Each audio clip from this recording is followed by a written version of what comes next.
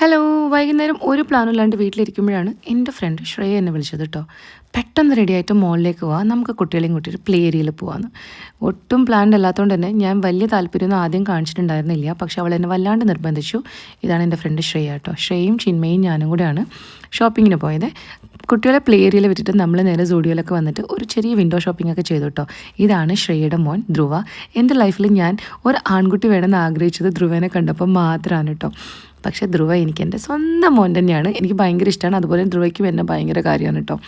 അങ്ങനെ അവരുടെ ഒരു പ്ലേ ടൈമൊക്കെ കഴിഞ്ഞിട്ട് അവർക്ക് ഓരോ കുഞ്ഞു ബ്രൗണി വാങ്ങിച്ചു കൊടുത്തു. ഇനി ഞാൻ ശ്രേയനെ നേരെ കാണിച്ചു തരാം. ഇതാണ് എൻ്റെ ഫ്രണ്ട് ശ്രേയ. എനിക്ക് എപ്പോഴും തോന്നാറുണ്ട് ഞാനും ശ്രേയയും ഒരേ വൈബിൾ രണ്ടാൾക്കാരാണ് കേട്ടോ. ഞങ്ങൾ രണ്ടാളും വീട്ടിൽ ഒറ്റ മക്കളാണ്. ഞങ്ങൾക്ക് രണ്ടുപേർക്കും ഓരോ കുട്ടികളാണ്. പിന്നെ മക്കൾ ഒരേ സ്കൂളിൽ പഠിക്കുന്നു. അങ്ങനെ കുറേ കാര്യങ്ങൾ.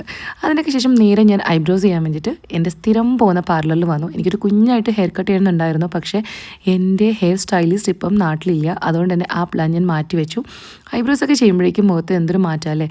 കൺമണി പറഞ്ഞു മോമോസ് വേണമെന്ന്. അങ്ങനെ അവൾക്കും കുറച്ച് മോമോസ് വാങ്ങിച്ചു കൊടുത്തു. അതിനുശേഷം നേരെ വന്നു വീട്ടിലേക്ക്.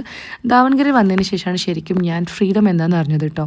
ഈ ഒരു രാത്രിയൊക്കെ ഡ്രൈവ് ചെയ്ത് വരാനുള്ള ഒരു ധൈര്യമൊക്കെ എനിക്ക് ഇവിടെയാണ് കിട്ടിയത്.